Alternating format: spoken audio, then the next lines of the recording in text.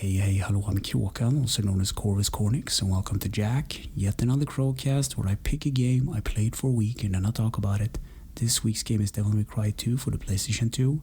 It was released in 2023 and it's a single action adventure hack and slash, developed by Capcom Production Studio 1 and published by Capcom. And also there will be spoilers up ahead, just so you know. But first, a little backstory. So this game came with the Devil May Cry HD collection. And this game is said to be the worst in the series by fans. Some people even hate it, but I like to form my own opinion on it, so that's why I played it this week. So before you even start the game up, you're prompted to select between the two playable characters, Dante and Lucia. So I went with Lucia for this playthrough. So then a flashy intro plays, and then an intro cutscene leading to Lucia fighting some harpy demons and Dante crashing down literally from the ceiling glass window and kills them all. So for a little bit of clarification, Lucia is this black woman with red hair, and she's actually a really cool character. She wields cutlasses and she has these throwing daggers that she uses. So now it's time for mission 1. You're on these rooftops and you're supposed to collect these red orbs to open up a demon door, and here you learn the basic controls. And just like Devil May Cry, you have these mission structures and you kill enemies on the screen or pick up orbs in order to progress. And I found out if you press the start button or option buttons, because I played this on the PS5, you get into the status menu and then you can go on and learn about weapons, moves and all kinds of good stuff. So then I fought some demons and I found a yellow orb and also found an upgrade statue. So this game is more or less like Devil May Cry 1. They have some upgrade to life features, I guess. I also find a blue fragment which will extend your life if you get 4 of them. And a good thing, I know a lot of people complain about this, but you have this lock-on feature. I don't think it's great because you can see what you're locking on to currently, and you can also see the health bar of that enemy. It's not that clear, to be honest, but at least there's something to look at so you know how much health the enemy has. And at the end of the level, I fought a golem. I think it was supposed to be a boss or something. And now it's time for mission 2, or rather before mission 2, you get the chance to upgrade your stuff. So that's the main difference between Devil May Cry 1 and 2. The second one, you just power up the weapons, and in the first one, you can actually get different abilities with the weapons.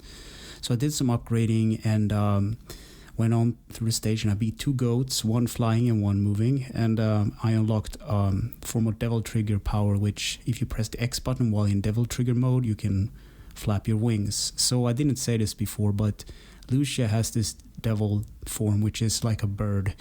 I remember one of my friends back in the day used to joke it was like a chicken or something, but I don't see the resemblance today. There's some kind of bird action going on there for sure.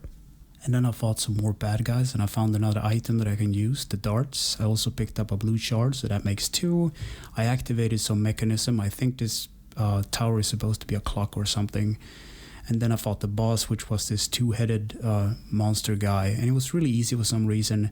You can just spam the shoot or projectiles in this game, even though if you don't get like a good bonus, like a good grade in the end, the weapons are overpowered. You just shoot.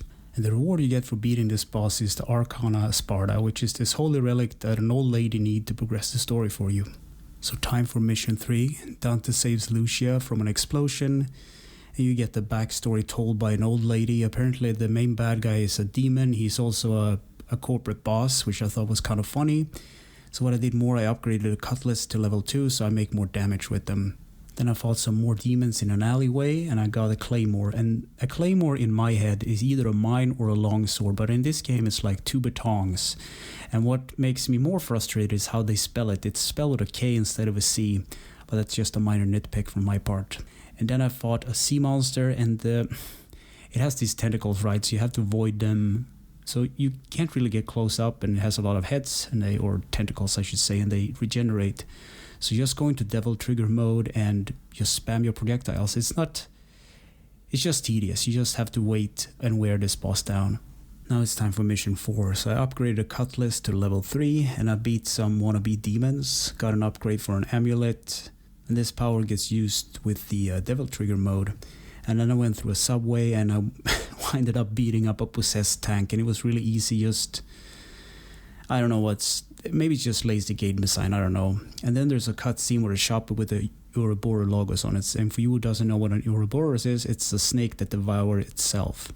And after that part, I entered a facility where you get this kind of demon heart, I guess, an evil heart that drains your life. And it was kind of stressful because I wasn't really sure where to go, so I have to look it up. And it was kind of this place where you're supposed to go through a door, but the door is just marked with one orb. And if you pick up that orb and don't push against that wall, you don't go through. So I ran around and I didn't die because there are these like pools that you can regenerate your Devil Trigger. And while you're in Devil Trigger mode, you can regenerate health. So I went back there and, loaded up my life and tried to explore where to go.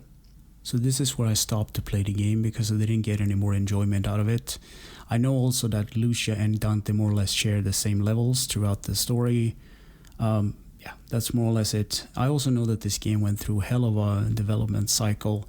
So the director actually quit his job, and there was this new guy that had to fix everything. And also there was a very, very short development cycle of this game. So it feels unfinished and a bit unpolished, and it doesn't really have a story and whatnot. And I can't really blame the game developers because sometimes you just get thrown under the bus, I guess. So gameplay. Go through the story, beat the bad guy, and win. Control the left stick, move down to Lucia around, X button jumps, and if you press it 2 times, you make a double jump. Triangle button is melee, and the square is your projectile weapons. L1 trigger is the Devil Trigger.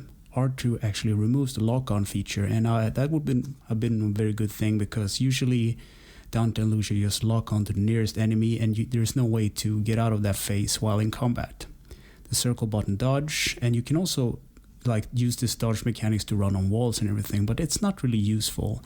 And the start button pauses the game and brings up the status menu and stuff.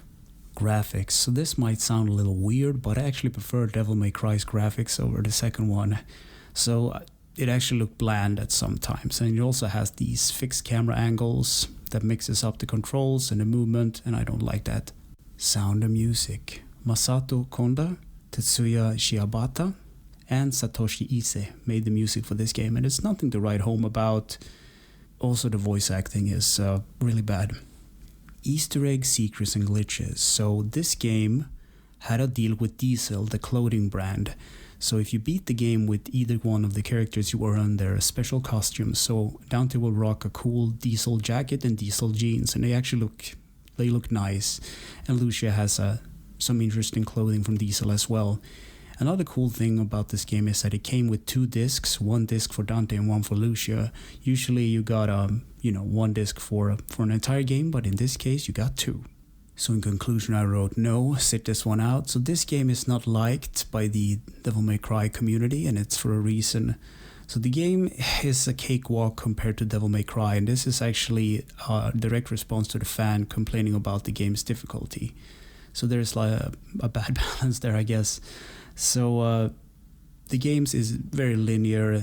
The items and weapons are thrown at you constantly, and it doesn't feel like there's much variety in the weapons, even though some weapons are supposed to be stronger than others. So this game feels shallow and unfinished. It's not that captivating. The story is short. The dialogue is kept to a minimum. It feels empty. So I understand why people don't like this game, and I'm definitely not a fan of it. But at least I played it and I formed my own opinion of it. So if it were up to me, sit this one out, go play something else. So anyway, thanks for listening and or watching, and take care.